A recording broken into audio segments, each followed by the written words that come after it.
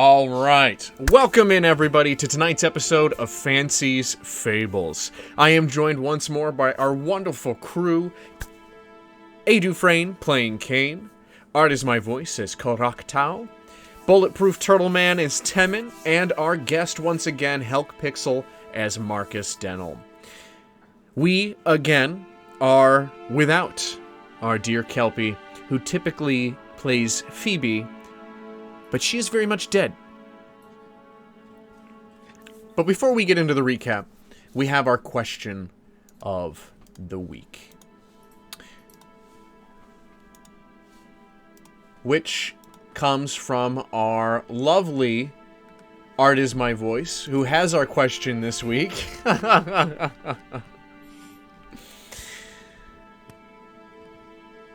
Okay, to buy this question of the week sometime, may I make an announcement real quick? Yes. Yep. Not can. Hold on, I'm fixing my camera now too. I'm a little distracted. Love that. So just a heads up for those of you who watch my stream and know all that fun stuff. Shirts are the last day you can order them today. No more shirts are going to be available online. So if you're interested in getting what I have up, please order them online is your last opportunity. And also, quick reminder, I do not ship during December. So if you are getting anybody for Christmas presents, now, the next couple months, it's the time, because I do not risk December shipping, getting lost, getting damaged, or anything like that. So if you need a shirt, if you're interested in giving them as gifts, now would be the time to order them. Absolutely. Thank you, Amanda. I put the link in chat where you can get one of those amazing fucking shirts. Again, think about the future. All right, we're not going to have another shirt order open like this for a few months. So this is the one for this foreseeable future. You ready for the question? Oh, you have a question? Is it how hard do we want to No, it's not that question. Okay. I don't remember if we ever asked this. I hope not. But if your character was a wrestler, what would be their name? I think we did I feel like we asked something like yeah, this we before. did. We did. Shit. Oh, shit. It just came to my mind because of what I'm working on. That's all right. That's all right. I have a question. What does your character hope for with an afterlife?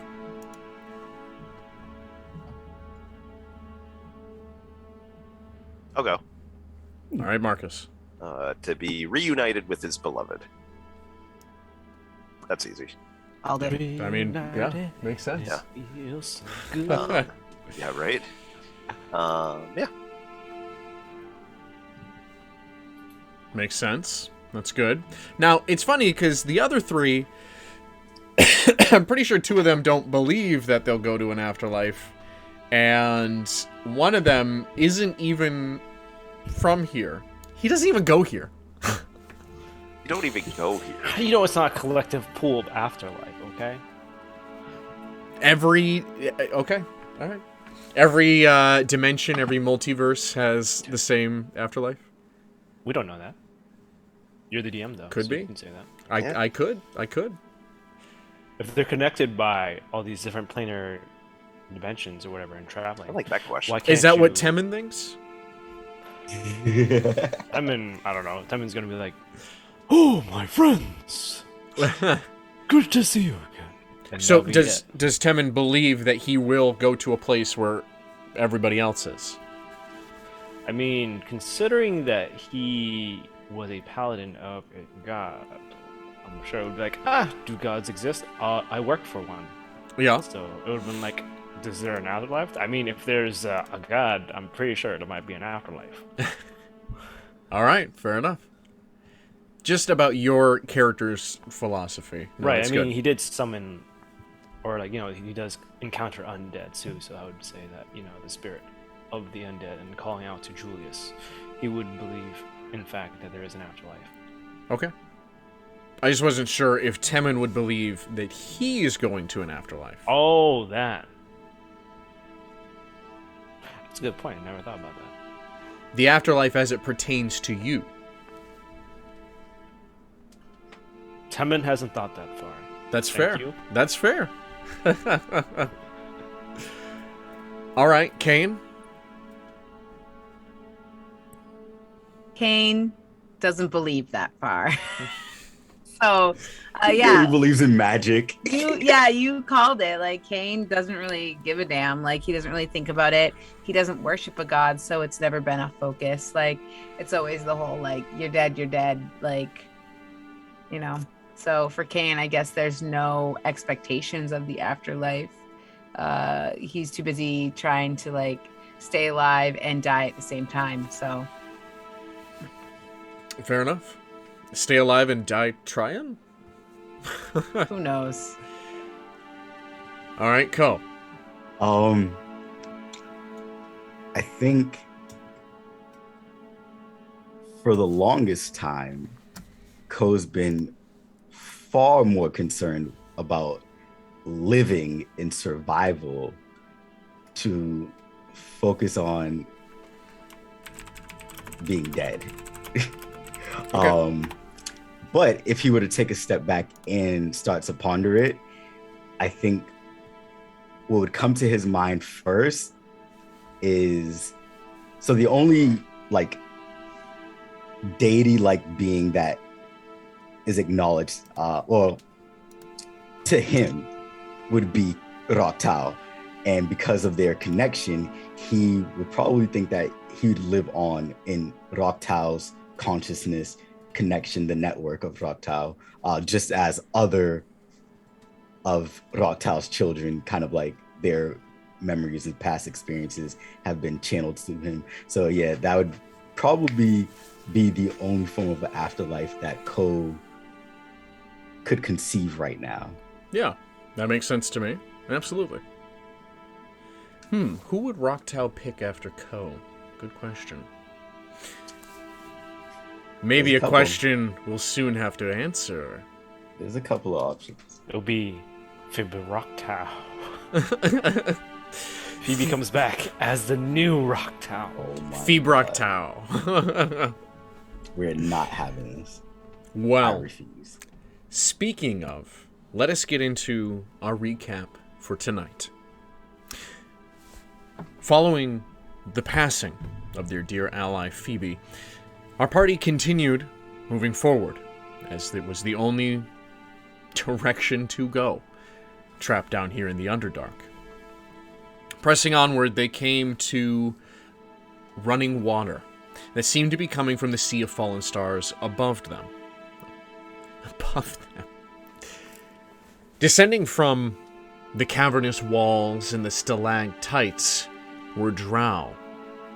Drow of a specific sect of belief. Unlike traditional drow society, these male drow have either been outcasted or willingly outcast themselves. Known as the Zekil, they follow a bloodline of black dragons and drow against Lolth and the rest of drow society. After defeating these drow and taking the tattooed skin of one of them, the party continued. They traveled for 7 more days, running out of rations. And it was at the point of exhaustion when they came across a river of black sludge. And on the other side was a male drow. After convincing him that they wanted to be a part of their cult, he led them into their deep chamber, where an entity revealed itself to them. A wall that appeared to be like glass obsidian a moment before is now before them, undulating as a living ooze, devouring the drow that had prayed before it, and speaking in a strange voice, both male and female. And that is where we begin tonight.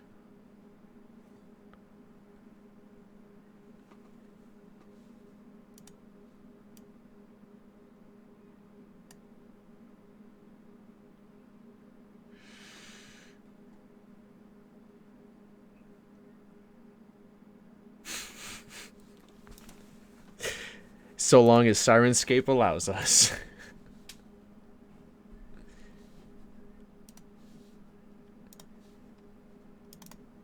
One moment.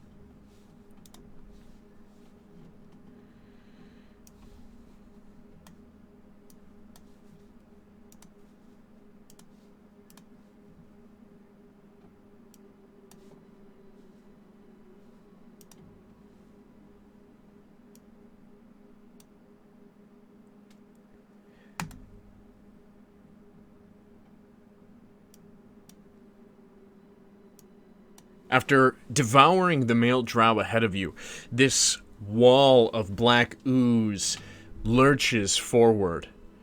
It has this quivering nature about it.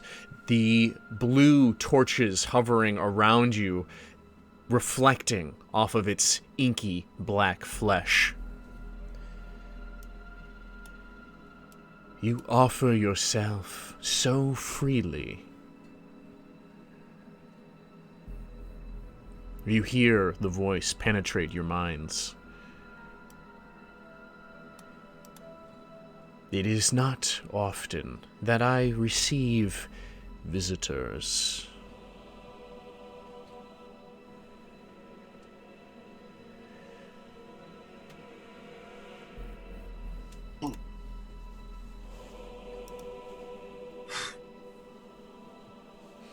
I can tell that your travel has been long.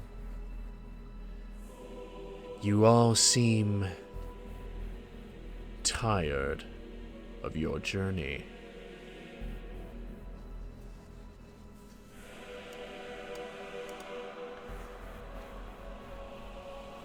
So what has brought you to this deepest place, deep within Toril, to my domain?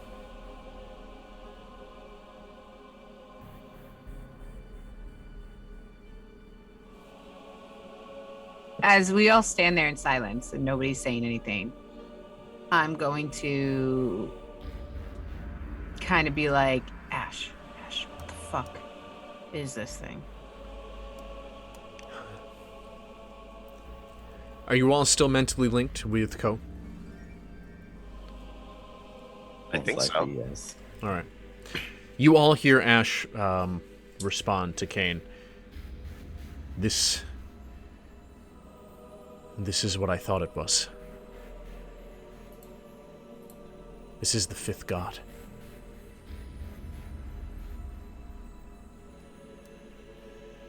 I can sense it.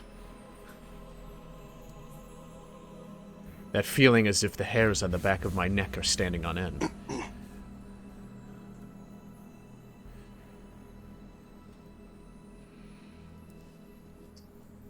I'm going to look to this ooze and holding up the skin and looking at it. We may tire, but we have a goal that has led us here. We seek the final Godstone. You see the ooze pucker like goose flesh. The Godstones. You dare speak to me about gods?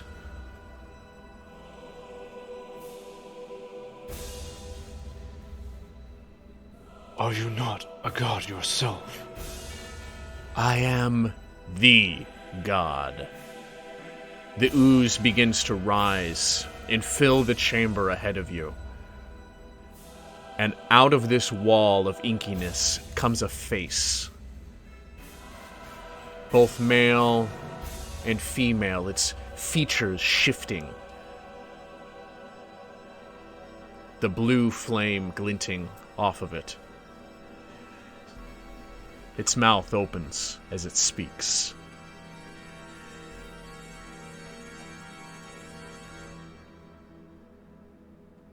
I was banished here many millennia ago. but my power still remains immense. Have you come seeking my power? Or have you come to be consumed by it?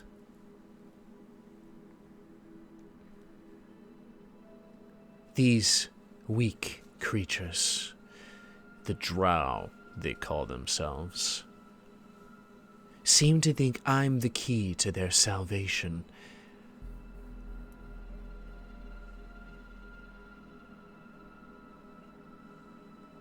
Do you foolishly think the same? You see Temen's fists clutch tighter around his chest where he has the core, and a bit of light emanating from it. And as he looks down and thinks of Phoebe. Those who are willing to give themselves up and allow themselves to be consumed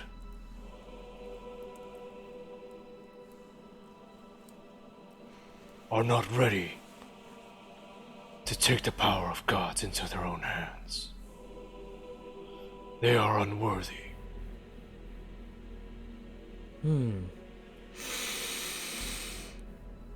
I smell the touch of another on you. A tendril of ooze reaches out from the wall, snaking through the air, and touches the flesh that you hold, Temen. And it begins to sag with weight in your hand before turning to ash and drifting to the ground. Yes, these modern gods know not of their origin.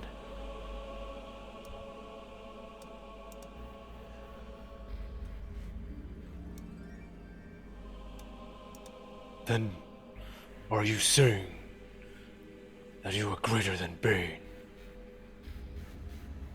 Is that the name it goes by?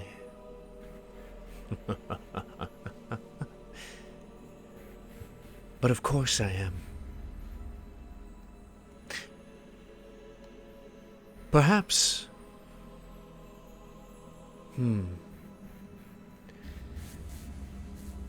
We can make a wager. A wager? Yes.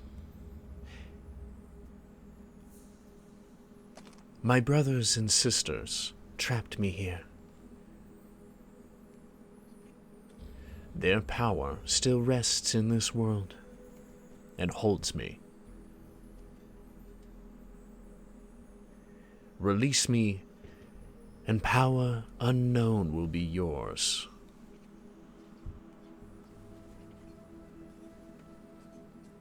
We can all hear this, right? Oh, yeah. Okay.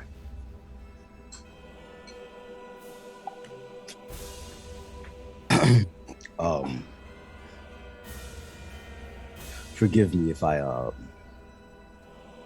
this is a bit forward, but if you have powers unknown and vast, why can't you break yourself out? 'Tis the curse of this power.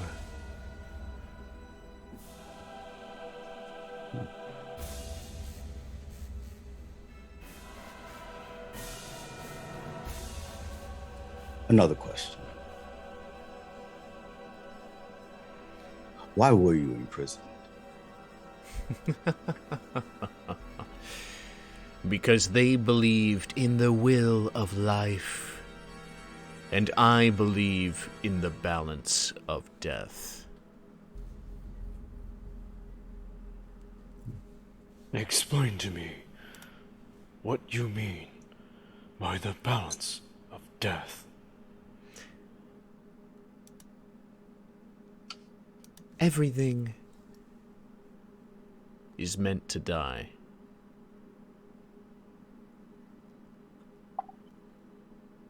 The problem is that death should be infinite. Through me, you can find a new form of unlife, of undeath.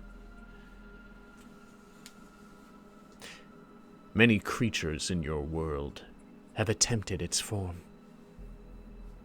The likes of elves, vampires, liches.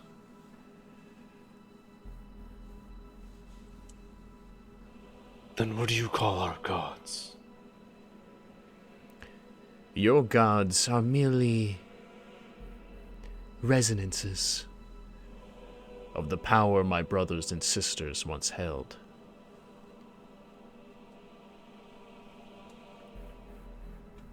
Once held? What happened to them? As a final act to keep me here, they gave their lives. So now you must truly see the immense power that must be used to contain me.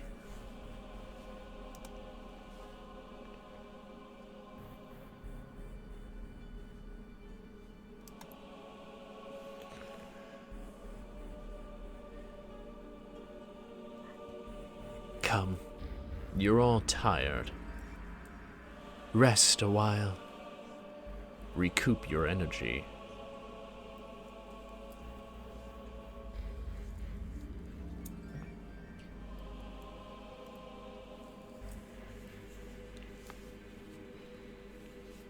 And what of you?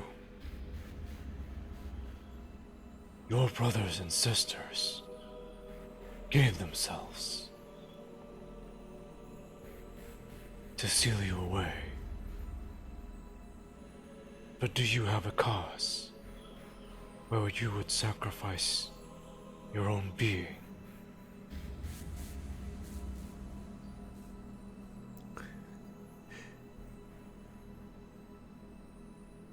To sacrifice myself would be the antithesis of my ideology. And ideologies are so important to intelligent life. It was the ideology of my brothers and sisters that made them give themselves to stand up against mine.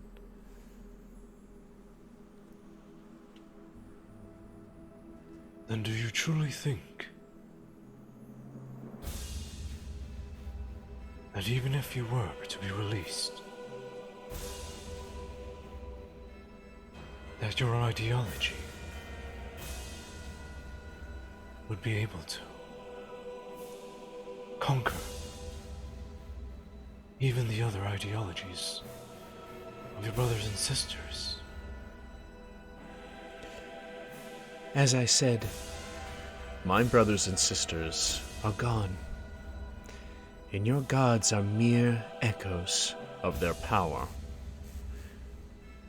split up amongst countless weaklings. They've made it far too easy for someone like me to come and take them over.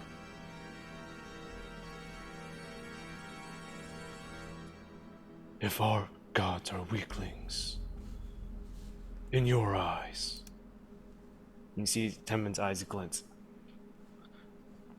Or a glint of energy in his eyes. then what are we to you?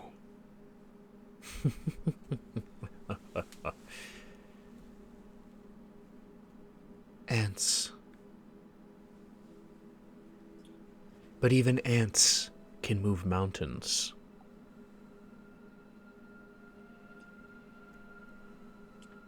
I am not naive.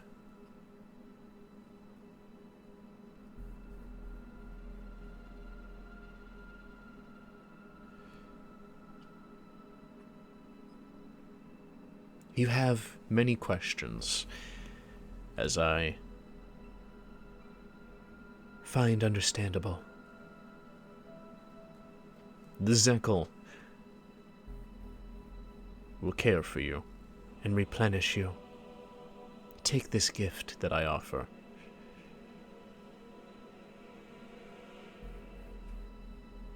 we can continue speaking later.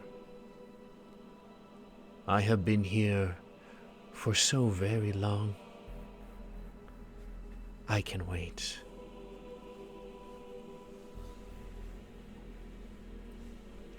The inky black ooze begins to recede back towards the wall and turns again into a reflective, shiny, obsidian-like glass.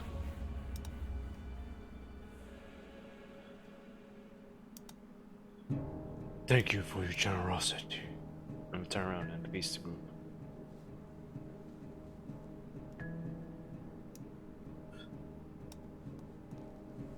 Kane's gonna still be like eyeing the wall untrustingly.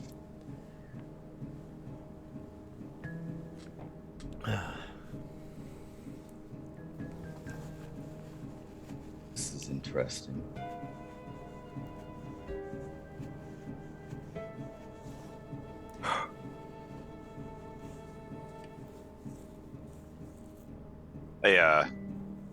I'm so sorry. Kind of look around. You see, as you look around, you see the drow who are all cowering, essentially.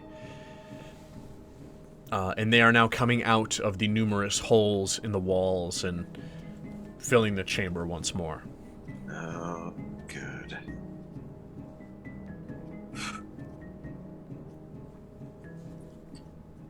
You heard your lord. And I just look at everybody else kind of like, well.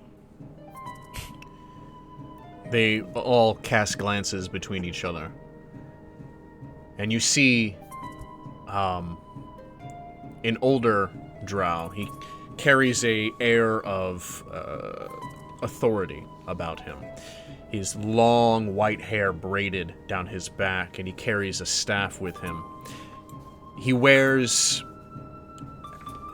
a form of armor that appears to have been made from black dragon scale. 2 horns fashioned on a headpiece. And he approaches you all from the massive statue in the side of the room. The Formless One has spoken. Come, we shall feast.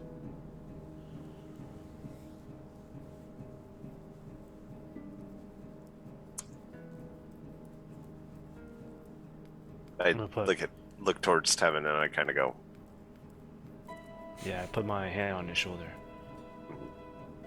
I understand it is difficult. But the 3 of you... Temerity and, is, Yeah, Temerity and Zarya. Zarya are there. Alright. The group of you, all of you have not eaten in days. Please, replenish your strength. Well, I can't say I understand any of this, mate, but at least they're offering us food. Let's hope we don't become it.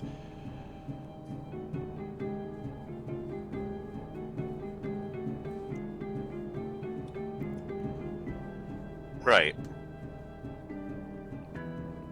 The elder drow beckons. I guess I'll be the first one to go. Okay. I'm still kind of like glancing at the wall over my shoulder, just mindlessly like thinking, but like holding the gaze at the same time. Going to say in the group chat On the network. on the network. I'm gonna say we'll gain nothing looking at it. Let's eat and get our wits about us. I agree. Though, I'm not from here, and I don't know much about the pantheon in this world. If this being can oppose a god, I I'll kind of just trail off from there. Keep Yeah. walking. I go. There's much to discuss. Agreed. Kane, Ash speaks to you. Yes. I know what you're thinking. Keep walking. I'll walk behind the party. Okay. No, not that one.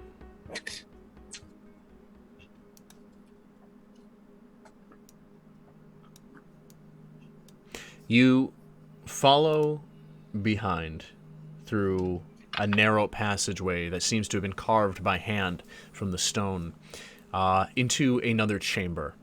The chamber is lit with more of this blue flame.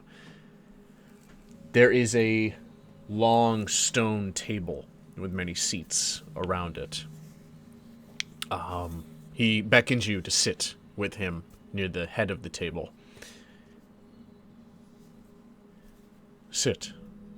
Or wait a while. As we set the table.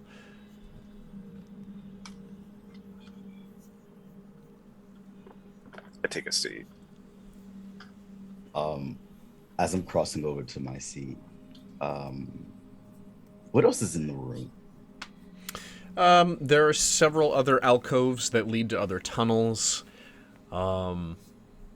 There are some tapestries with the same symbol that they have tattooed on them. There are like these metal ornamental pieces on the table. Some of them are candelabras. Others seem to be small figureheads of black dragons.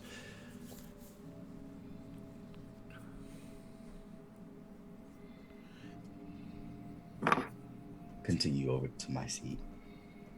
Okay.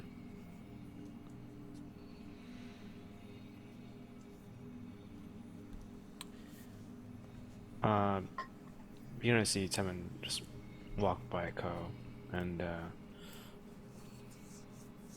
proceed to stand for a moment before sitting down next to the elder. But Ko, you kind of hear Timon kind of looking off and talking to himself. Are you sure this is the right idea? And he just sits down.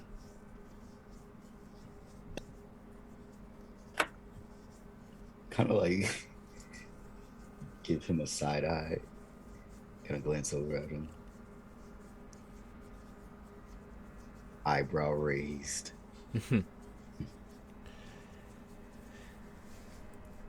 then Go ahead. I'll turn and just like go back to like my regular like attention, and then he'll just hear anything you want to fill us in on, and he'll hear that over the network.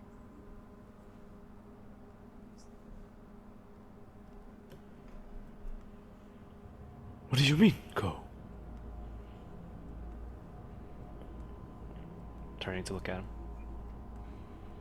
Literally, Code is like fucking just. You're speaking to Ardia.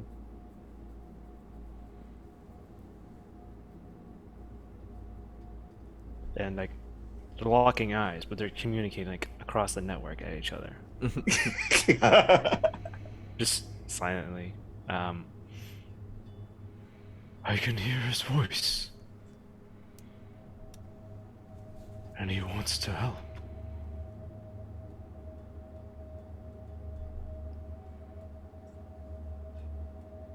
He thinks this is the way to get the power we need.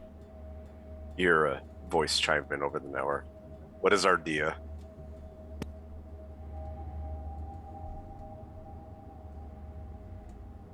Just gonna chime in.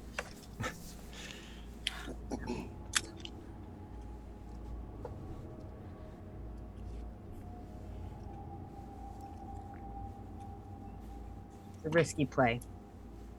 He's...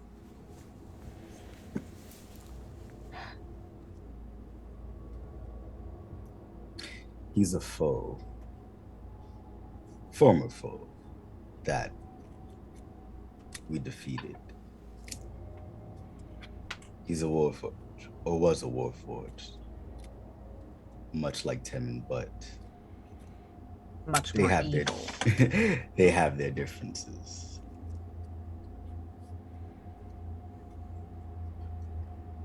I'm gonna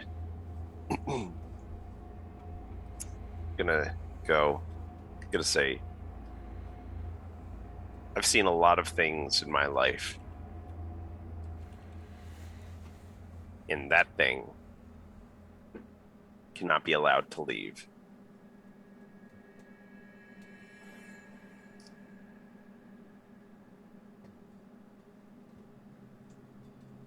I share a similar sentiment. If it's capable of defeating gods in this world, then that's another complication. Considering Bane has already been killing some gods. And who knows how much more your world or this world can take. But do we have another power that can kill Bane? That's what makes this interesting.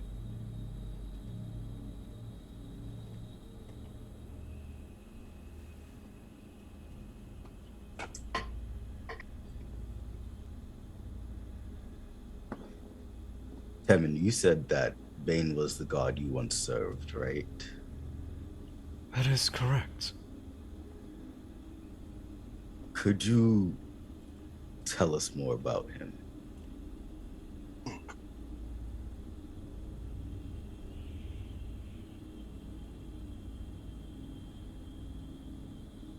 Yes.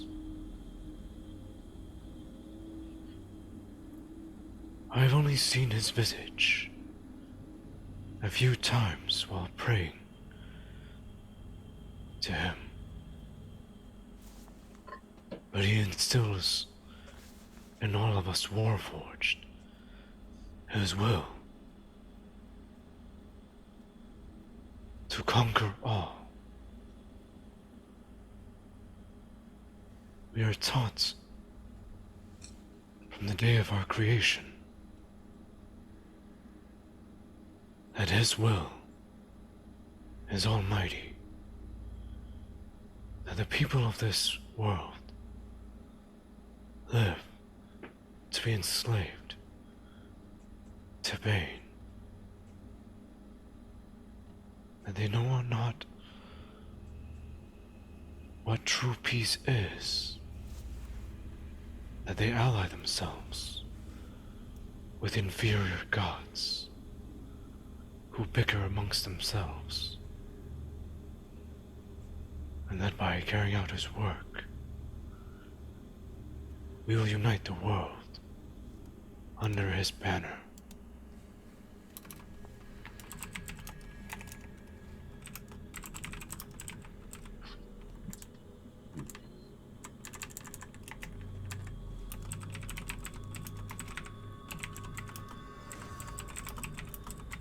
So we have a murderous god who believes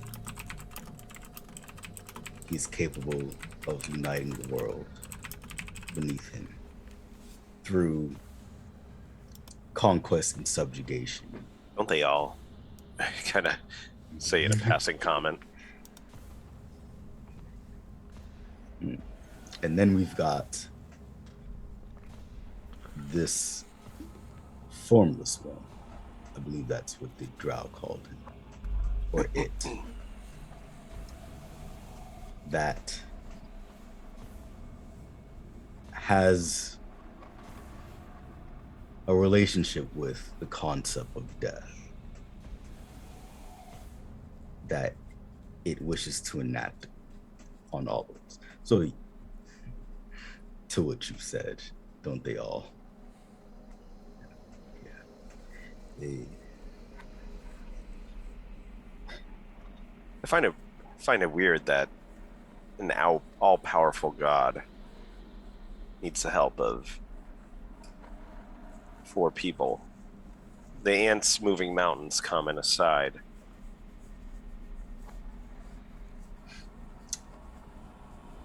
While I do agree that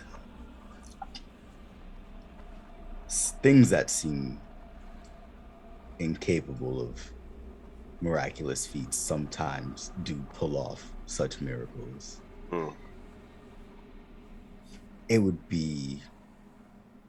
feel it would be stupid to just assume that things would go our way and we'd be the ones to pull off such miracles.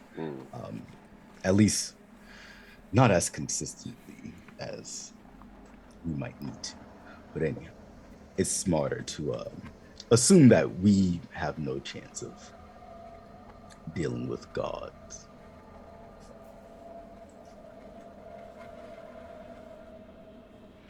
I'd sooner want to fight all the drow in here.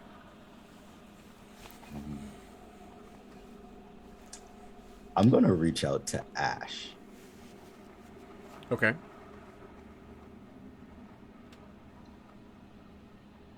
Ash, you're an older existence than any of us. Have you ever heard of the Formless One? Yes.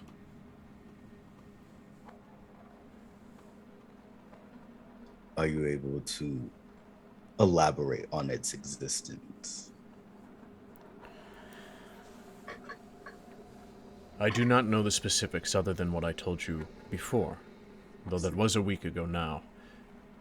What I recall, and he recants to you the vision that you had that was shared of the this ooze and all the drow and being trapped underground, the marching army of drow, and the ooze devouring everything around it. It is... Life has been so fortunate in Toril as to have not dealt with this.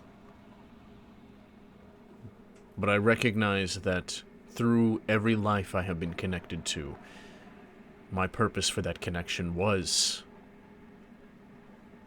either the imprisonment or the defeat of this.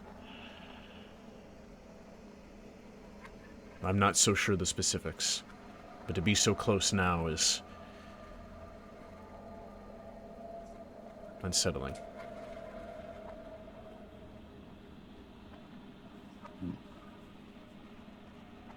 As Ash is kind of relaying that, Ko's kind of just looking down at the table, and he's got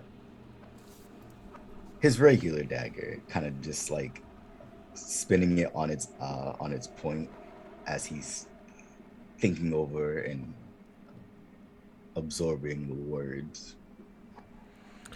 As you all have been communicating, the table in front of you has been getting filled with foods and drinks. There's some recognizability to the presentation, but the items themselves seem to be more insectoid, mushrooms and creatures that are found within the Underdark. Their meat being much more akin to insects and crustaceans and the occasional sluggy creature and the such. The room then fills up with many drow, and the leader takes his seat. It has been a very long time since we had outsiders join us. But it seems the Formless One has a plan for all of you.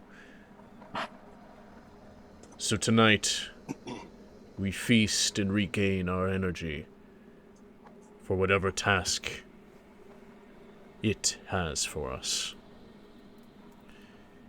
He then says a prayer and motions to begin eating.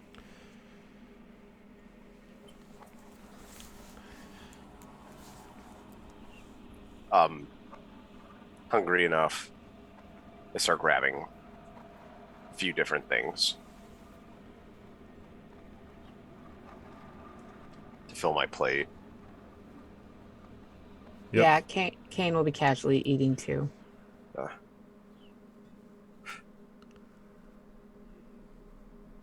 More foreign foods to me when I just got used to eating normal shit in this world. Yeah. So I'm gonna like kind of just like pick through and like grab things that look similar to stuff that I've eaten here as close as possible.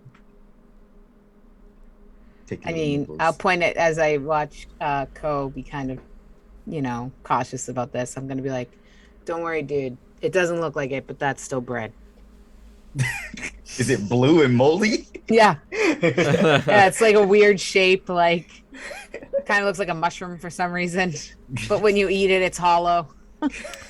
Pretty much, It's yeah. bread. There you go. Huh. Like, I imagine it's those kind of breads where there's like this hard outside and it's like this big, but then when Yeah. you rip it open, it's all air. It's got that freaking air pocket. Yup. Half of it's actually filled. Yep. Oh, the bubble bread. Yeah. In fact, if you were to look around you at the other drow, I mean, they're not shy about eating. This is what they eat down here. But you're seeing this kind of dismemberment of the several plates. Like, imagine like a scorpion kind of creature, and they're just ripping off legs, pulling off claws, and like tearing this meat out of it. Some of them seem to be making a sauce that appears to be like a mixture of blood. There's like things here. There's not a lot of salt to these dishes. So for one, for all of you, that's going to be the first like bad mark because there's salt in everything you eat. So there's not a lot of salt down here.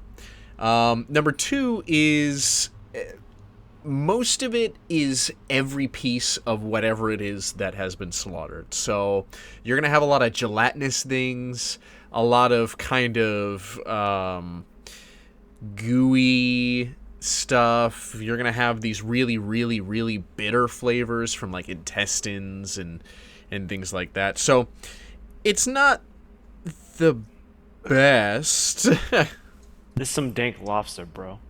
Yeah, as soon as I hit anything bitter, you see my face is kind of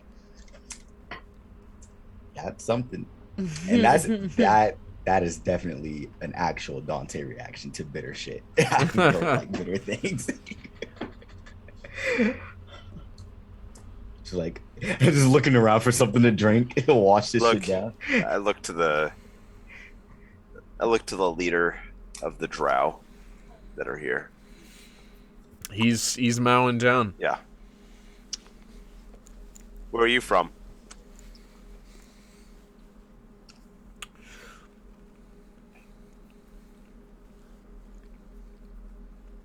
The city of spiders.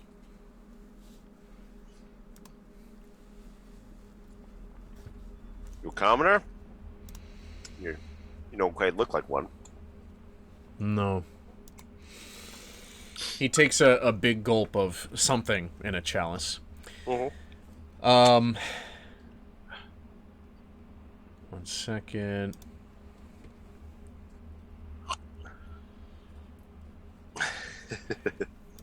I was a member of the House of Bainra. I kind of stopped for a second, but then continue eating.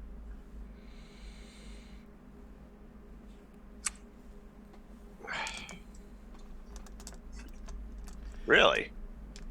And one day I shall rule over them with my heel, and make them my slaves, as they have done to us. you hear a clamor of from the drow around you. All are male. Mm-hmm. With the assistance from the formless one, right? Yes. The formless one offers many gifts. He takes up a dagger and he stabs it through his hand and pulls it out slowly. And you see the hole in his hand. There's a string of blood that goes to the dagger as he pulls it out. And the blood pulls off of the dagger and back into his hand that reforms into flesh.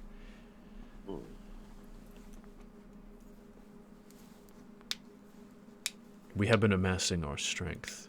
Our numbers grow by the day.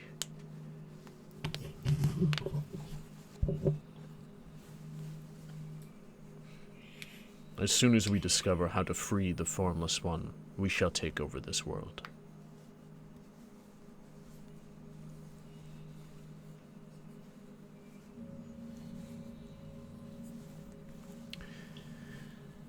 Do you believe yourselves to be his champion?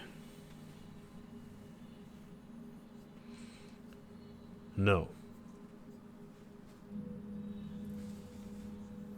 Then what are you? Merely a leader of my people.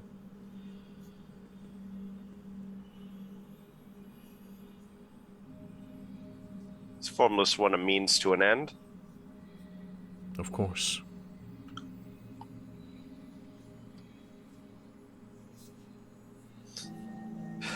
We worship the Black Dragon.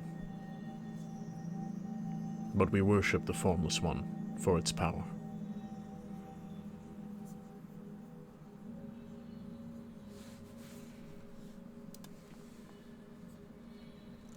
Or whatever I was eating down on my plate for a second. I tapped my plate a few times.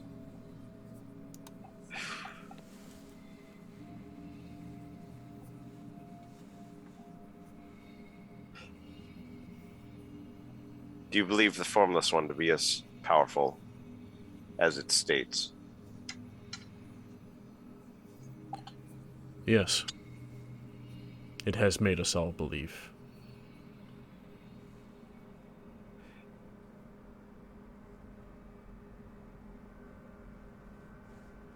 And you will, in time.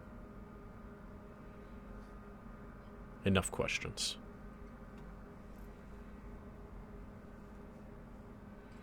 Right. Keep on eating.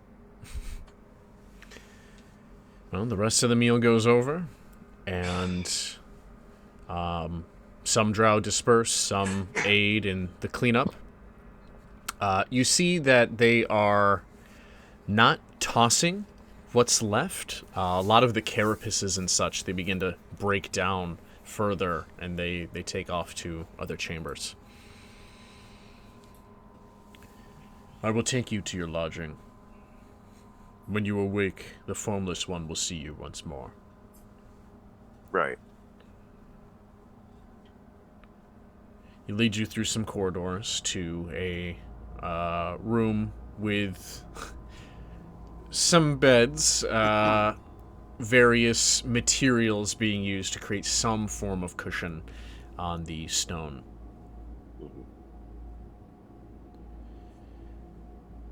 You will be guarded. Stay in this room. Of course. And he departs.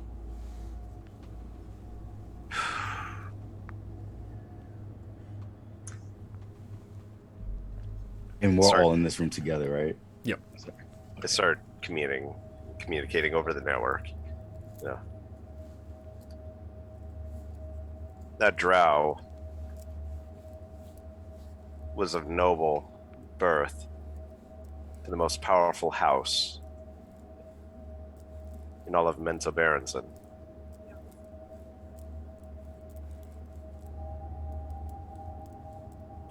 What is a Menzo? What? Menza Berenson, City of Spiders, as you refer to it. It's one of the major cities of the Drow, ruled over by their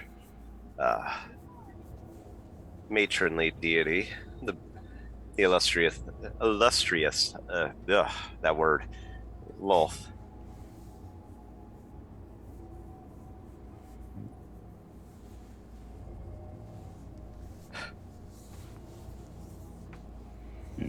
They would trade in one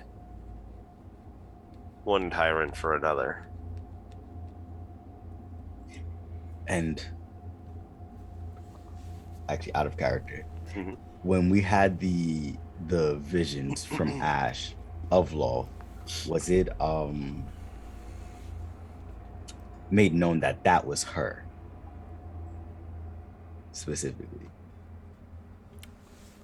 I'm not sure Lolth was in Because she was underneath the dragon statue thing. Yeah, you had a vision where we saw Lolth get defeated by a dragon, black dragon. Yeah, by a black dragon. that statue was in that chamber next to you, Okay. and it was confirmed that was Lolth. Okay. I just wanted to make sure because Ko has no fucking idea who she would be Yeah, otherwise. that's all right. This ain't my So you know, yeah. Yeah. Ko would know that it was confirmed to him that whoever this Lolth is, she is that spider with a woman's torso being stepped on by the black dragon. Gotcha. Okay. So connecting dots. It's interesting that they don't worship this thing. Still, they are simply still trying to use it. They understand power. Mm.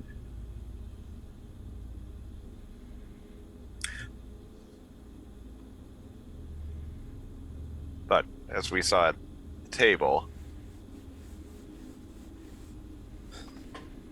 it seems to be working for them. Does it make sense for this noble gentleman to have left his house, his home, and be working with a force that seemingly wants his matron deity destroyed? I Do you guys know enough about Drow society? kind of laugh and I go, I know it, we're reaching at the end of, what I know, but I know enough to believe that this male was at the top of the male pecking order in their society, which means he was underneath all the females. Mhm.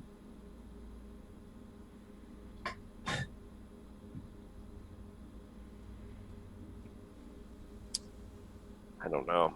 This group just seems like an extreme group that came across this entity and, like he said to you, it's a means to an end. Mm. It doesn't sound like they wanted to live in the society they were forced to live in. So if they had to die getting out of it, they were going to die. Mm. Either way.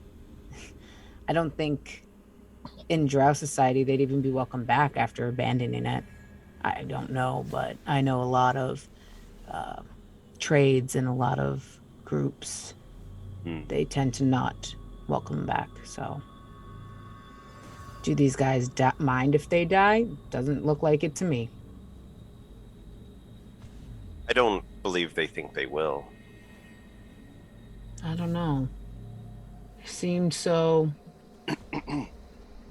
lax about a person dying.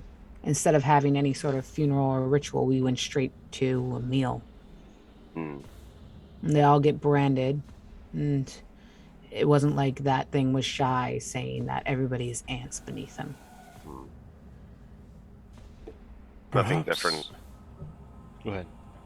Nothing different from their previous situation. I would agree. Perhaps They believe there is a chance to fight for a world they would rather live in than die in their old one. It is not to say that their methods are perhaps correct, but perhaps they believe themselves to already be dead.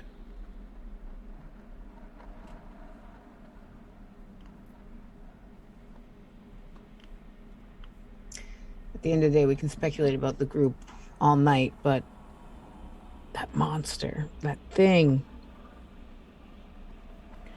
I don't even know what to think of it. I don't know how to encounter it. I barely want to talk to the council. What makes me think I have any understanding to talk to a god or these things? We all know here that we probably wouldn't even be able to hold a sword to that.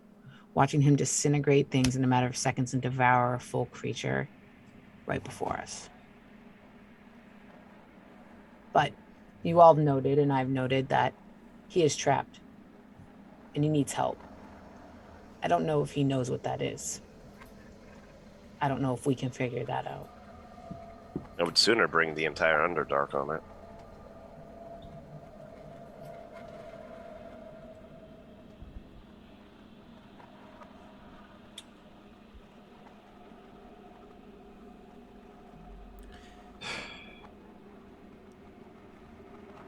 You I all, think we are. Oh, sorry.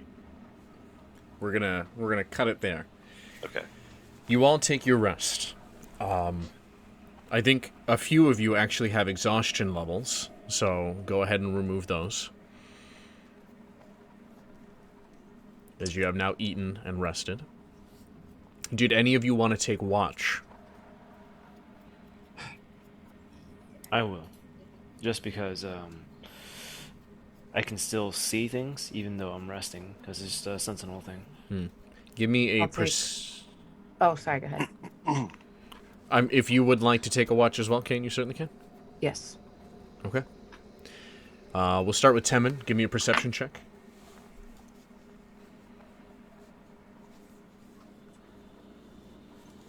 It is a 21.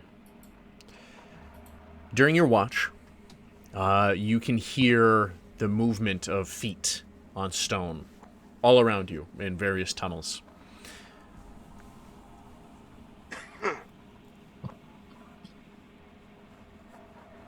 But Do they sound like they are in rhythm, as if it was an army marching together?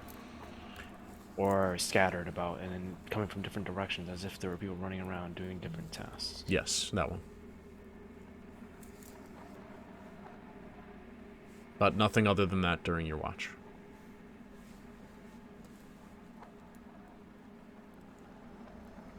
Is it more than normal, as if they were nocturnal people?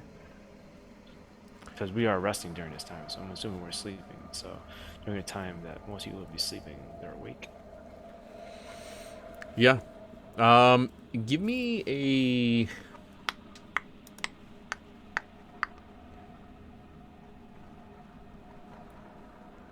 Give me an insight check.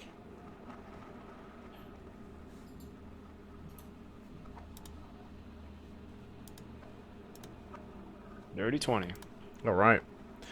You would assume, given the fact that they live underground and that they don't have any real timekeeping entity or tool, that they probably have just a society of rotating duties.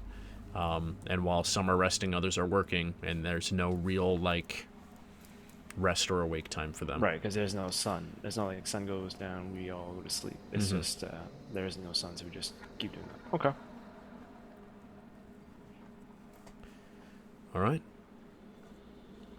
10 minutes watch concludes. Well, he doesn't go to sleep, so I guess I'll just stay up and accompany him. Okay. Because it's normal for me. I'm used to switching shifts for watch.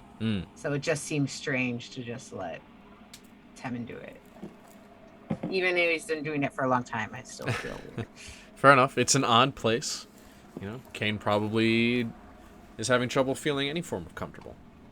We can still talk. It says right here, I just gotta be inactive, like, motionless state. So, I'm not unconscious either. I can still see in here as normal. So just be like, literally just not doing anything, like just plugged in type of charging thing. Yep. Yeah, if you two would like to talk. I'm sleeping. I'm sleeping. I can sleep. Let me sleep. Yeah. You two can absolutely talk.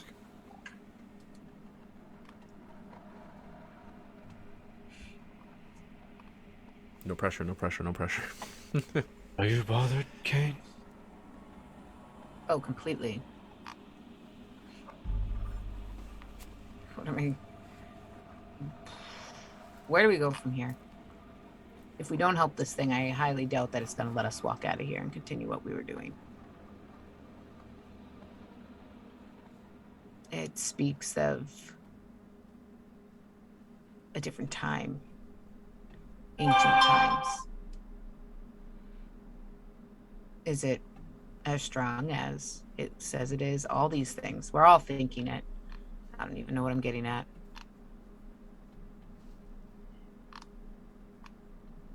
But we won't know until we go into that room.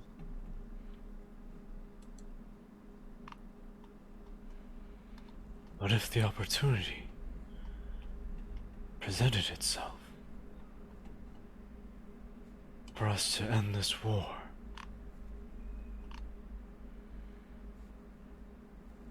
For the people like Phoebe. Perhaps I seem naive, but I want to believe that maybe there is a way.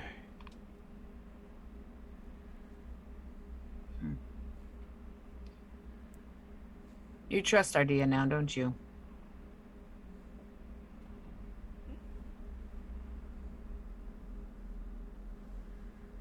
I am uncertain.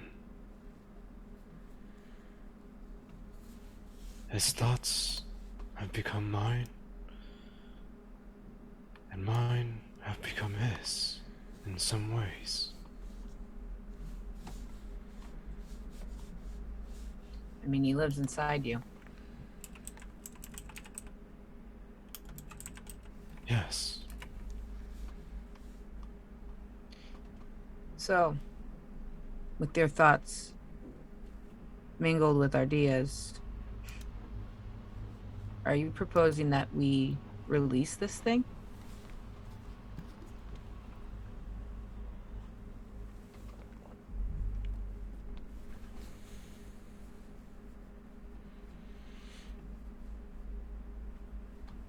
I am not sure what it means to release it. But if it is like any other god, then it can choose a champion, such as yourself for Ash. One that can become a conduit for their power,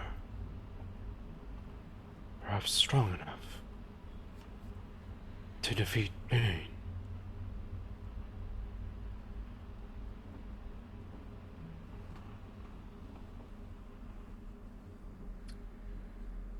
Well, you're not wrong. It probably will go straight for the opposer that the opponent that stands against his will. The creatures that are trying to make big moves, and he'll end it. But then he seems like he'd just eat everything. All of the bad guys and all of the good guys.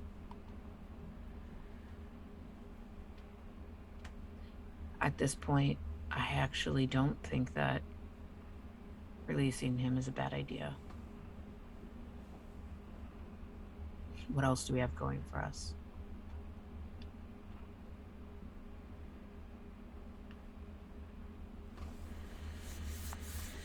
Are you guys speaking out loud? Co's like, not awake. "Shut up." No, I think we're speaking out loud. Yeah. Like in a hushed tone.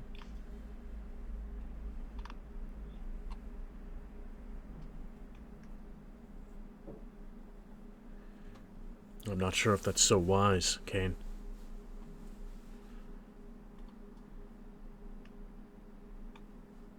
As you said, this thing could devour everything. We just have to be sure we're making the right decision.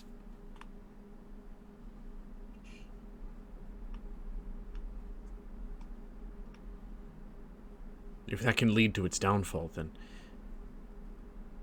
it is what we must do. That is what I must do, and what you must do. It is our destiny. I don't know what its downfall is. I don't know what we do after that.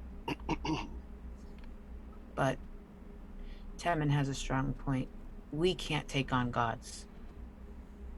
None of us can. But a god taking on a god seems a little more realistic. Then it seems we've been presented with a opportunity. But should we take it?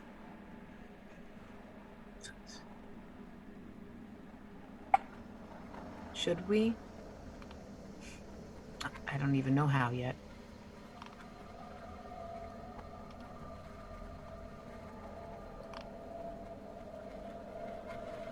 We should rest, Kane. We're exhausted. I'm gonna look at Temin. I was hoping I could stay up longer, but I probably haven't fully recovered from my exhaustion. It is understandable. And as you sleep, I want you to think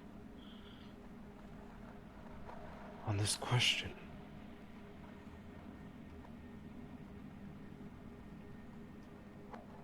Like the drow that are surrounding us, would you choose to serve that creature, that being, and fight for a world that you want to see? Or would you rather live in one of tyranny, led by pain?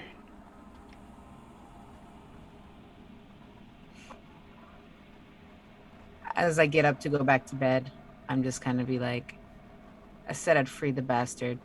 I don't have to serve him. Oh! And I'm gonna just thank Temin for keeping watch. That's just like you, Kate. Good night.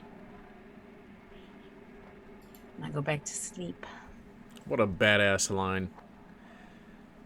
Alright.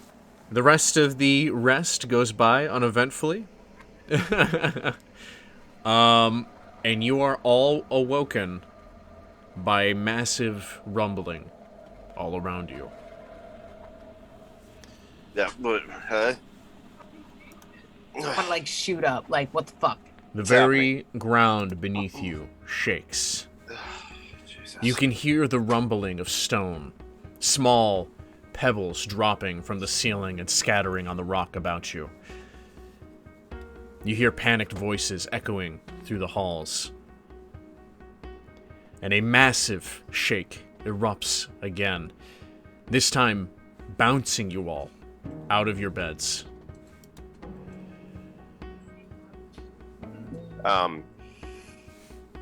Quickly get my boots on and everything. Walk over to the opening as quickly as possible. Check to see if the sentries are still there. They are not. Are there any drow passing by? Not at the moment. Rumbling still occurring kind of constantly? Okay. Get up, now, all of you. Hey, what's about you? Oh, I'm up. Right. Do we kind of remember the way in which we came? Ooh. Give me a survival check. Anybody can attempt.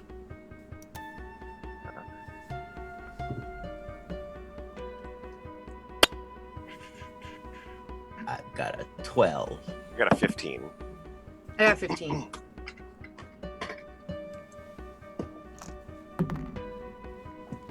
Ooh. You roughly remember. Right. I kind of... You were Kinda brought same. to the dining area, and then from the dining area to the sleeping area. Right. So you would have to retrace your steps that way. Kind of say, let's make our way back, see what's going on. All right. Another shake. Oh, God. Is there any drow running around? You can hear them, but you have not seen one yet. You now begin to navigate through the hallways. I think it was a left, it was a right. You continue walking, and then you come into the dining area.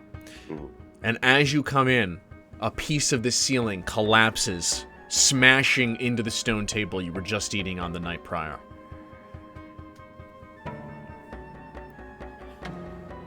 All right, let's get through this room before it falls in on us. All right.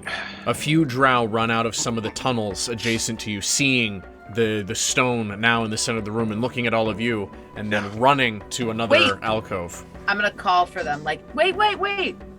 They keep running. Yeah, okay, follow. Yeah, sure, we'll follow them. Okay. So you follow them through winding tunnels. They're right at the edge of your sight as you continue to turn, and then you come out to the opening. Everything shakes once more. You feel your feet lift off to the ground. Everybody give me a strength check. Or a strength save. Ugh. All right. This is my favorite one. Alright. Okay. +3, my dogs. Everybody gets +3 in addition. Oh, okay. I got 25. 17. Ooh. Not too bad. I got it. 27. I am Cool. the ground. 18. Okay. All right. All of you manage to stay on your feet. Into Merity and Zarya. Okay, fine. No, I'm just kidding. I'm not trying to get rid of these NPCs. They're dead. No, thank you. Thank you for bringing them back up. Zarya passed. Temerity failed. He falls down hard. And in fact, you hear a cracking sound as the chest, he lands on it, and it opens slightly, this lilac hue coming out. You all hear, amidst the rumbling, the of the heart. He clambers to close it, and he looks around, his eyes wide. He tries to tuck it under his coat. We have to get out of here, mates. Zarya nods. I'm not dying here. All right, is there a drow anywhere near us in this room? Oh, yes. Fallen or Sorry. not? Okay. Now, in the room, you see the obsidian-like wall. The ooze has formed once more. It is undulating up and down. It seems to be pushing against stones that are dropping down into the chamber. All of the drow are lined up, praying to the statue of the dragon. Everyone give me a perception check.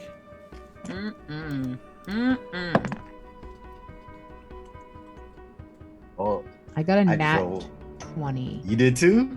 Yeah, Nice. this fucking Xavier gave me a tiger eye die, and it's been rolling like 20 Yes! and 17. I even Yes! got on the ground, and it rolled a 20. I was like, oh my god. Nice. That is the 15. die. Okay, Nat which 24, 29. Total. perception you said? Yep. Yeah. Okay, so 24. 10man? 13. 13. Marcus? 15. Kane and Co. Cohen Kane. Cocaine. Say You it right. notice.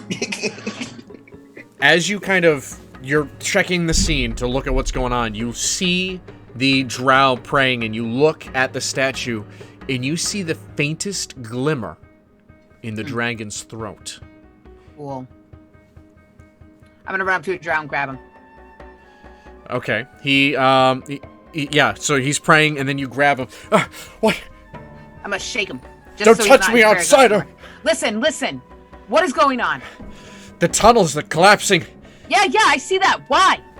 I do not know. We must pray for the power to keep them open. As I look up at the statue, what is that? What is that? That is our god. The glowing red. The glowing. I don't know if it was right. Sorry. Yep. Just saw a shimmer. Looking at the statue in the glow, does it remind me of Cain when he uses his lightning breath? No. Okay, good. I want to make sure we don't step in here and get fucking annihilated. Kane, Temin, and Co. Give me a insight check. The drow looks at you wide-eyed, Kane. This happens occasionally, and we must pray. We must pray to keep the tunnels open. 30-20. I got a nat 20. Damn. Got a 9. Come on, Tim. This ain't my god, dog.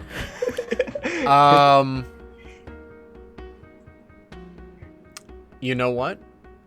So, Co and Kane, when you're looking up, you can't place it, but that shimmer is familiar to you for some reason. Temin,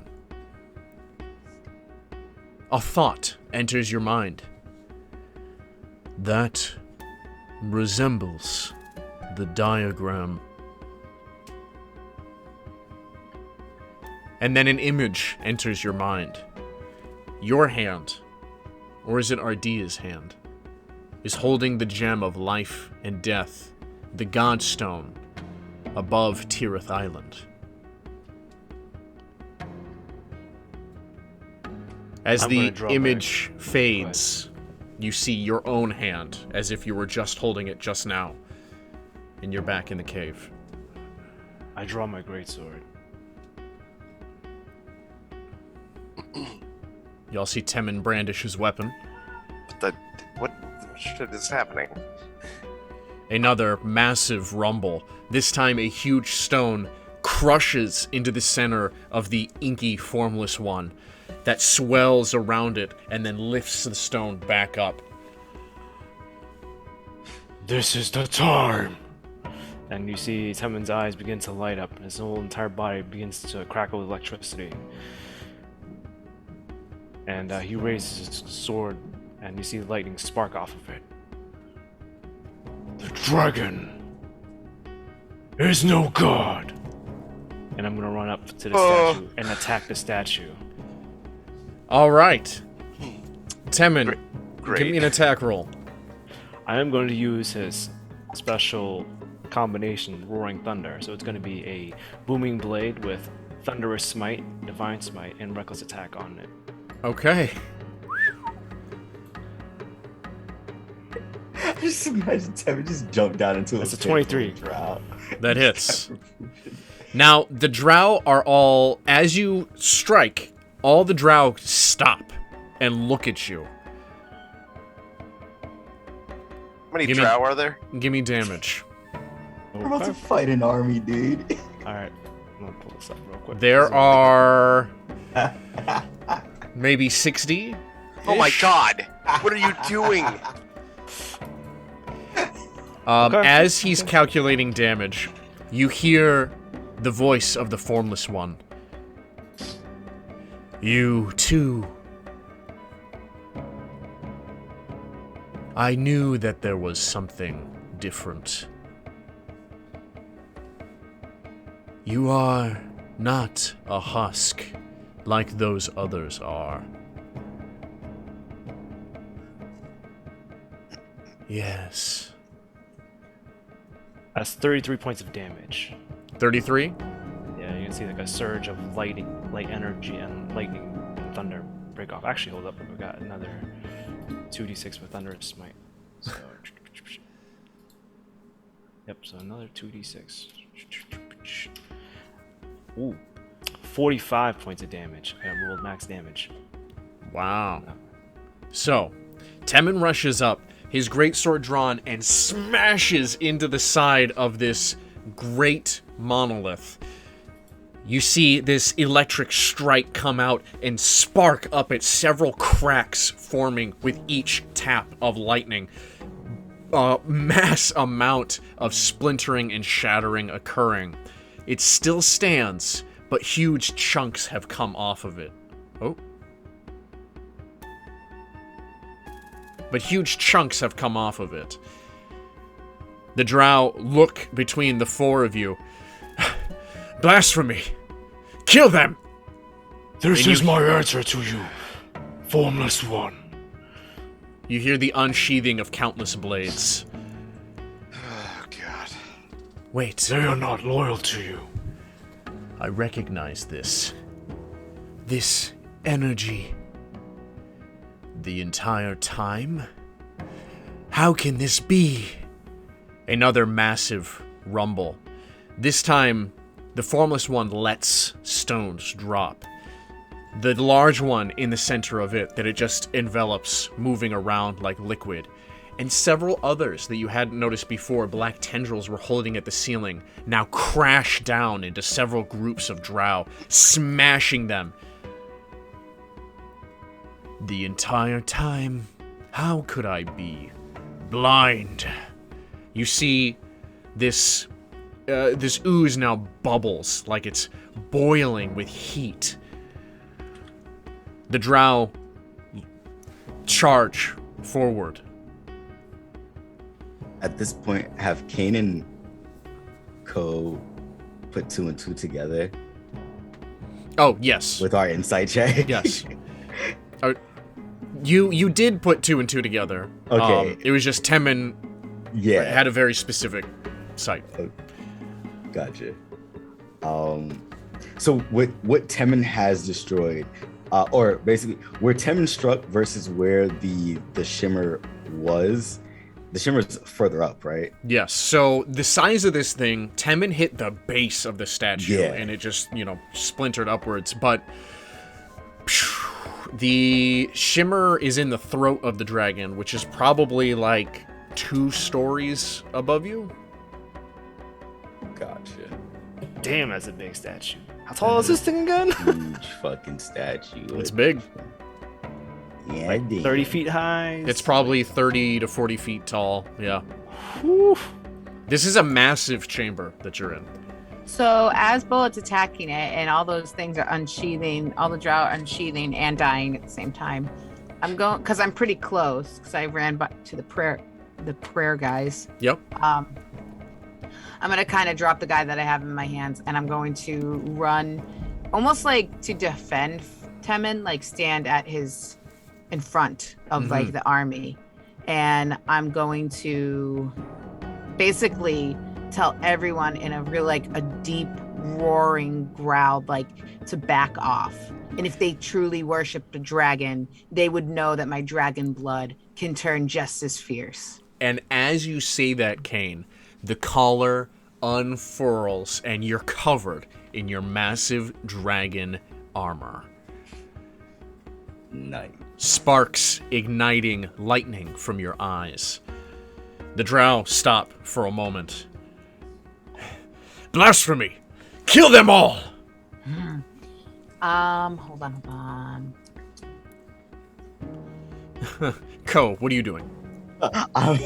So Temin ran down, freaking Kane's following up. Kane's next to him. Yep. Yeah, I'm gonna, having put the thoughts together, I'm gonna follow up on Temin, and as I'm running to like make it by their side, I'm going to toss 2 psychic blades up at where the shimmer is. Ooh, give me 2 attack rolls. Since I have a 60-foot range, I can make it. Marcus. Where am I? Well, you were next to them, so if we're to picture this, the 3 of them have run over to the statue, and you're there, probably like 20 to 30 feet away from them. And the drow are like, they're getting up and mobilizing, but they're also worried about shit coming down on them, so their attention is pulled right now. You see a few of them are actually looking at the formless one that continues to bubble. Any drow, like, being immediately concerned with me? Yeah, there's a couple of them that are like, okay, how we, they're like getting ready to fight you. Mm-hmm. Okay. But they haven't like taken that, step. Yeah. I guess kind of putting my hand out. My quarrel's not with you. And I kind of just start walking towards where Kane is standing. Okay.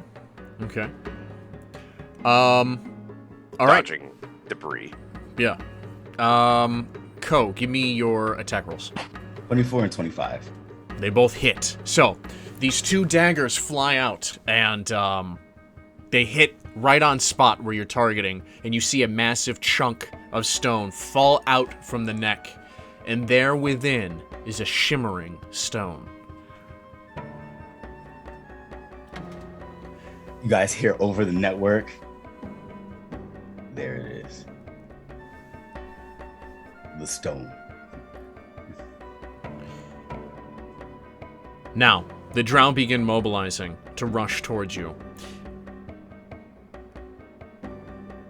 Marcus, give me a dexterity save.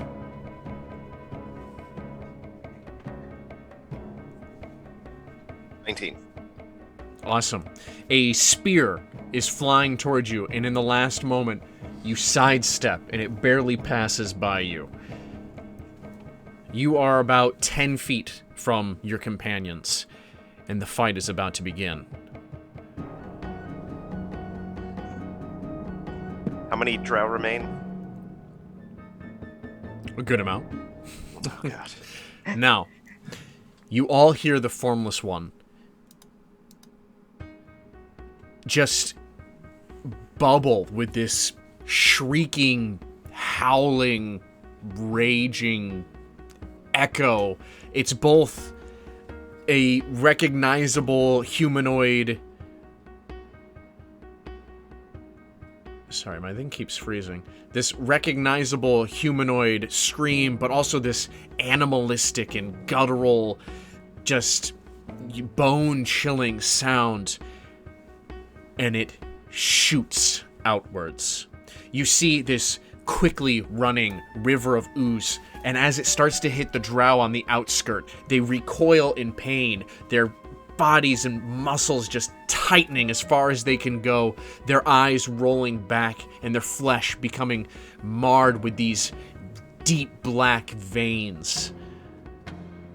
They fall over into the ooze as it continues to crawl. The drow now stop their attention towards you and turn to look at the river quickly approaching them. Now, as it continues to consume them and as they begin to scatter into the rocks, the ones that had fallen into the ooze now rise up, shambling. These black veins pulsating. You see it stretching their flesh as they trudge slowly through the ooze. It nears all of you.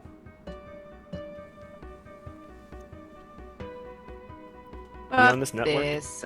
You have time to react. The ooze nears us? Yes. It's crawling. It's beginning so, to fill the entire chamber. Okay.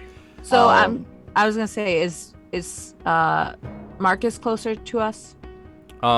In the chaos, Marcus is able to reach the rest of you. Okay.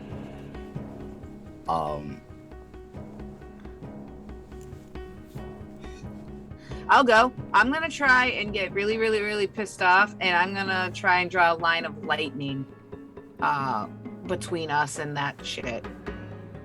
Okay, Kane begins to use his dragon breath. You see he breathes in and spouts out this giant geist of sparking lightning, which is being arced across the ground in front of him as he moves his head back and forth. You see the ooze reaches it and is slowly, pushing through, but it's definitely being slowed. But Kane, you're not able to hold this forever. Okay. As Kane's doing that, I'm just gonna be like, Marcus, Temin, I need a lift. throw me up. Fastball special, baby. Just Yep. like, just launch me. All right. Yeah. You can describe how you're gonna do it, because I'm just gonna go right into a rage. You're gonna see him slam the great sword into the ground and almost. You said he needed a lift up, not a thrown to the top floor. Come on. No, all the way up, all the way up. I know. I'm This is fucking- like the He goes Cloud straight Buster through the sword ground. special, launching. Ooh, all right. Cole's gonna like, kind of like brace himself. He's gonna pull out 2 of his regular daggers, and he's gonna wait for whoever to get in like the proper position, and then he's gonna just like run full speed, and boom, try to launch up. Okay. As you reach Temin's greatsword, he slaps it upwards with all of his strength. Give me a strength check. All right, And Ko, give me a dexterity. No, give me an acrobatics or athletics check. I'll be raging as I do this. So. All right. That is a 24. 18. Perfect. You're able to launch up directly to where you need to go, and you stab the daggers into the cracked stone, barely holding on as you situate yourself. You are just in arm's reach from the hole where you saw the stone. Kane, it begins to wane. Some of the ooze starts to creep through.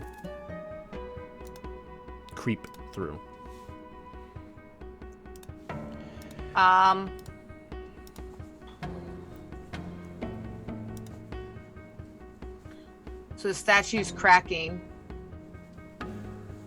and they're doing that. I guess I'm gonna like run up on the side of the statue. Okay. And yeah. All right. What's Marcus doing? Not. I mean, I guess throwing him would have been the best use of me. Marcus Sorry, Temin we is assisted completely together. just like. But We both look at each other like, what? Sorry. I would say I'm discerning where the drow are headed, I guess. They're running into the caves. Some of them are like climbing up on rocks. Speaking of the drow, another rumble occurs around you, and more stone falls from the ceiling, crushing a good amount of them.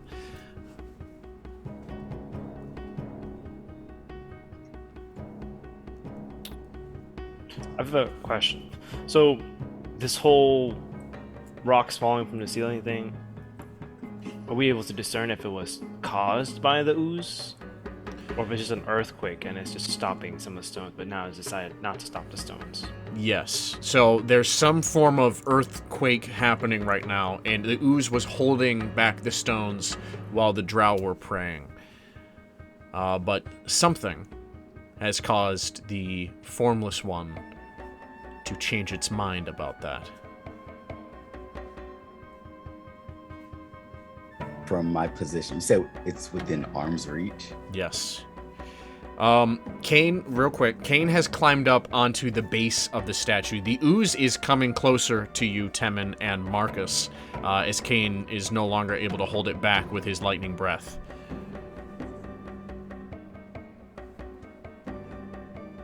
And how far are we from the statue? Just so we know, like, are we the last line of defense before the statue? Yes. So you guys are right next to the statue, and the ooze is probably 15 feet from you at this point. It's about to be upon you.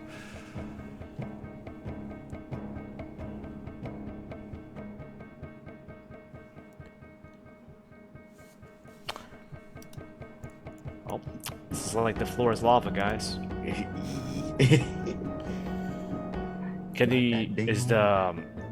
Is this primordial spirit still screaming at us in this guttural voice? Yes.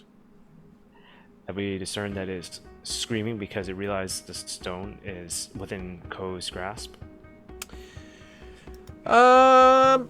Give me an insight check.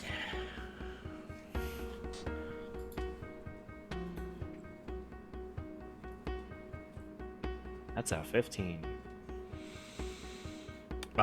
It seemed to start happening when the stone was revealed.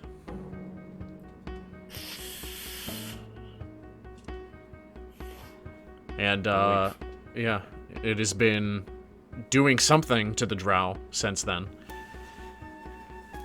Ko, give me a... oh, God, what do I want you to do?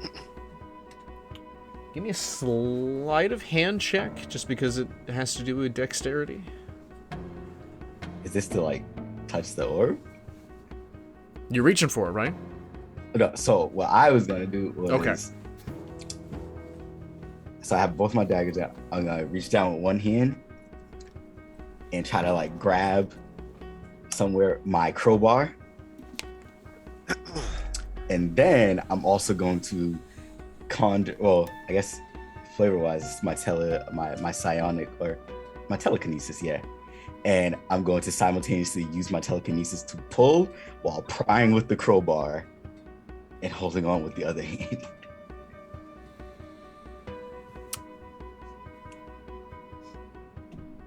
Okay, give me a sleight of hand for that.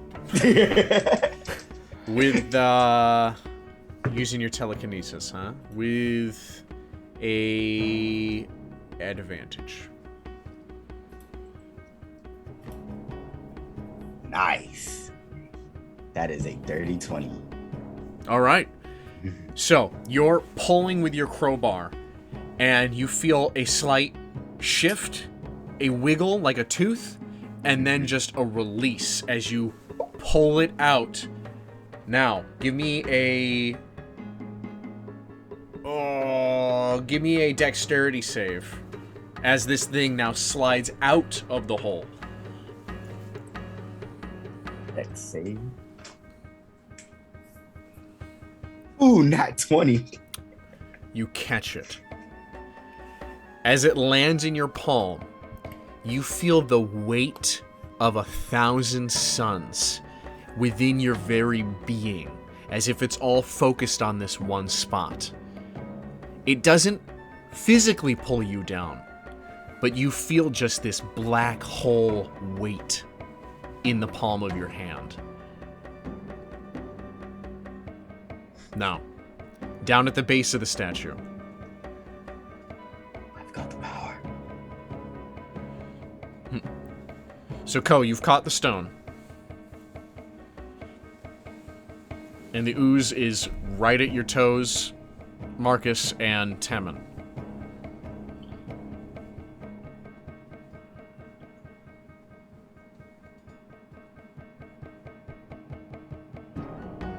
Still rising. Wait.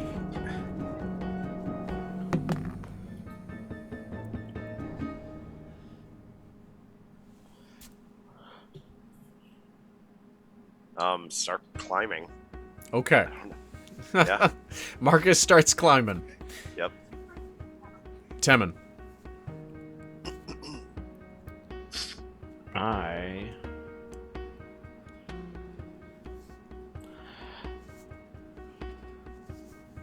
going to prepare a javelin with some rope Okay. tied to it. Yep. I'm gonna get ready to throw it onto like a cliff face wall or something. Did you climb up on the statue? Or are you still standing at the base of it? I'm still standing. Okay. I'm waiting till the last minute. All right. So, give me a so you can see how quickly you craft this. I mean, sleight of hand, unless you can give me a better check that you think you might be able to use. Could I use survival or no?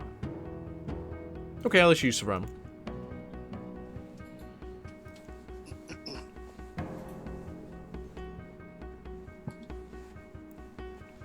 Oh, that's an 8. Let me take this ooze on. Let's go. All right, Temin. So, Temin, as you're wrapping the rope around, you kind of look over. The ooze is like right next to you. As you begin to go and pull the knot, it reaches your leg. Wait, around me? Oh, no, I was tying around the javelin. Yeah. Okay. Yeah, so you're tying the rope around the javelin, and the ooze reaches your leg. As it touches you, Nothing happens.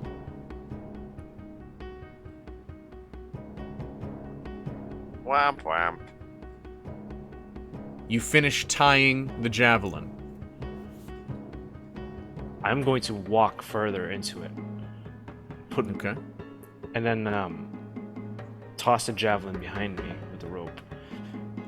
And shout out to the group.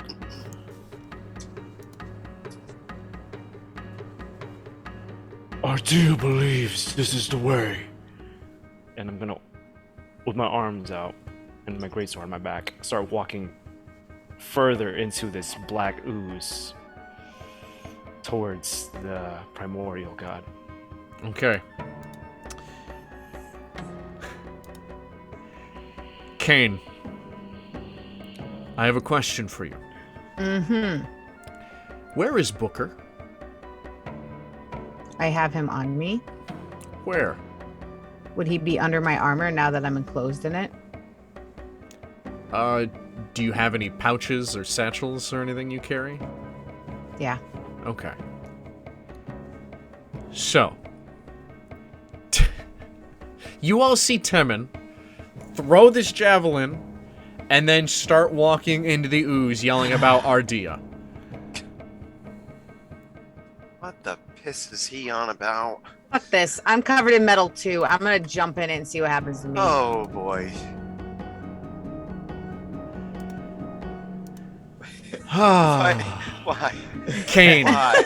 you Why? jump into the ooze, and Yeah. immediately you all see this, like, a live wire touching water.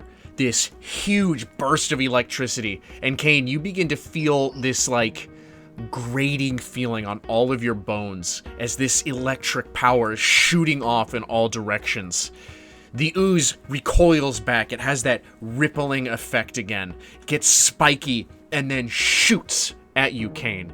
It begins to wrap around you and hold your limbs up and back, contorting you and holding you in place.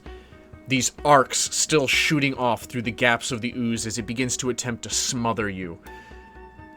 Give me a strength save. Do I see Temin, this? as you wade 23. in... 23? 23. Yeah. All right, you're able to resist it to keep it from smothering you as you're starting to hold it back.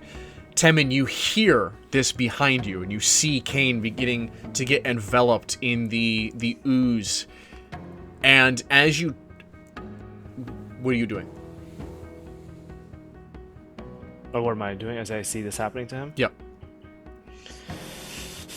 Come back, Timon. Come back. I made a mistake!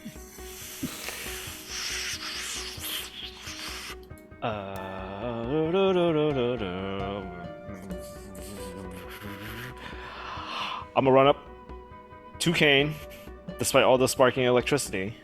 Something grabs your leg as you begin to run up. And you look down, and you see the ooze has wrapped up your leg. And you hear the Formless One's voice. You will show me your making. And a spike of ooze shoots into the back of your head, Temin, and drags you down under it. No. Am I restrained? Yes, you are technically restrained. I couldn't even help. As I get pulled down, you're going to hear Temin call out.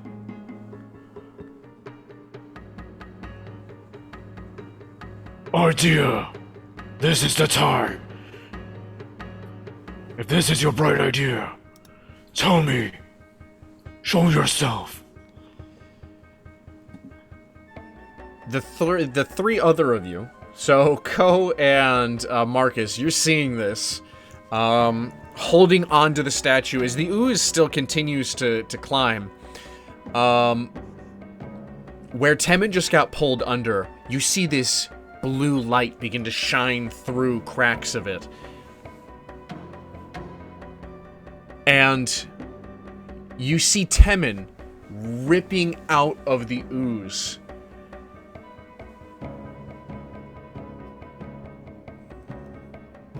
Temin, You are not in control right now. Ardea begins to power through the ooze, this immense power, like pulling and ripping the ooze as it tries to hold him back. As he reaches you, Kane, you see Temin reaching out towards you to assist you. Give me another strength save.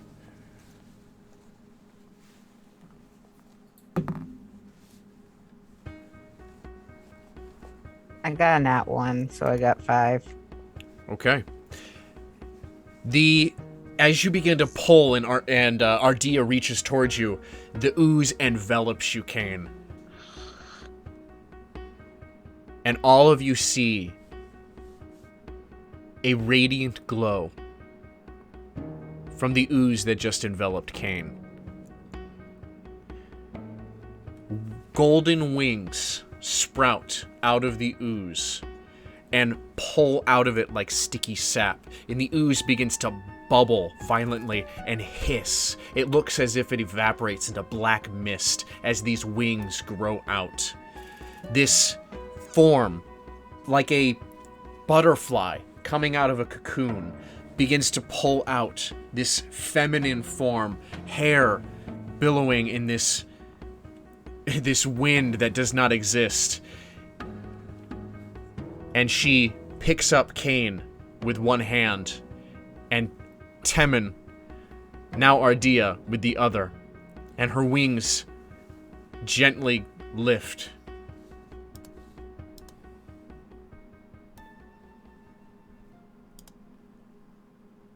Silence fills your ears.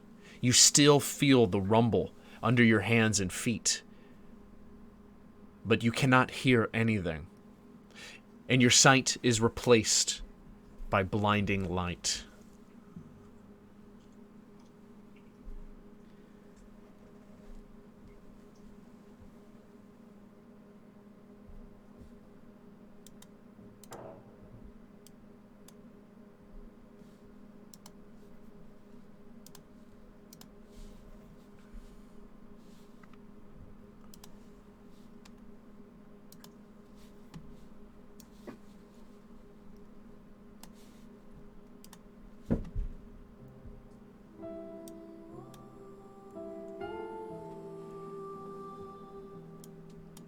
You all hear a voice familiar to you. You can't go getting killed. What would you all do without me? And that is where we're going to end this episode of Fancie's Fables.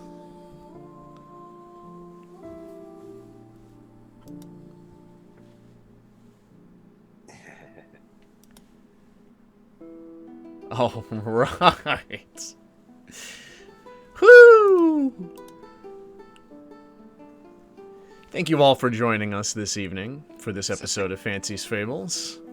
Yeah, lots of craziness tonight. Yeah, that was a fun time. Lots of crazy shit going on. But Ko, in your hand rests the third and final Godstone. And for the rest of you, well, for all of you, we'll see exactly how you make it out of this next time. For now, I bid you all adieu. And right before that, though, two things.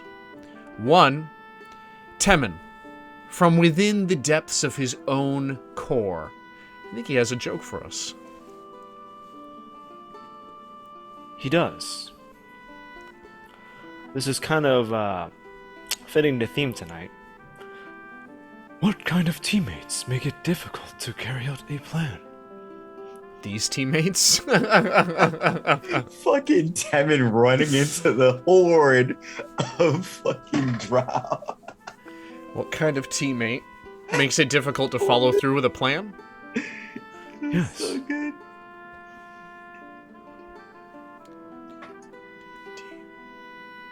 What?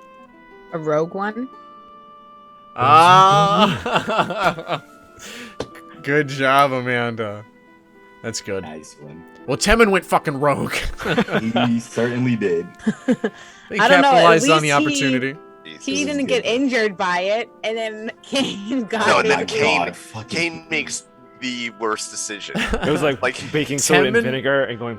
Yeah. Temin's not made out of organic matter. Yeah. Oh, I- is that what that was? I figured. See, yeah. but that was like, it's either gonna really hurt me or it's really gonna do nothing. Because that was my thought. Is, well, I'm covered in metal right now. And it couldn't do to you what it was doing to the others, but it was trying to pull you in and suffocate you. But seems you all may have been saved. Who knows? There's still a death god. Yeah, that's kind of a thing that's been Yeah. revealed now that you may have to deal with at some point. Just saying. What happens if you kill a death god? Do you then become death? I am become death. Find out next time! Destroyer I of worlds. mean, you know, we watched Bleach, right? Right? You kill the Shinigami, the death gods. You know, Mm. life will go on. There's other death gods. I mean,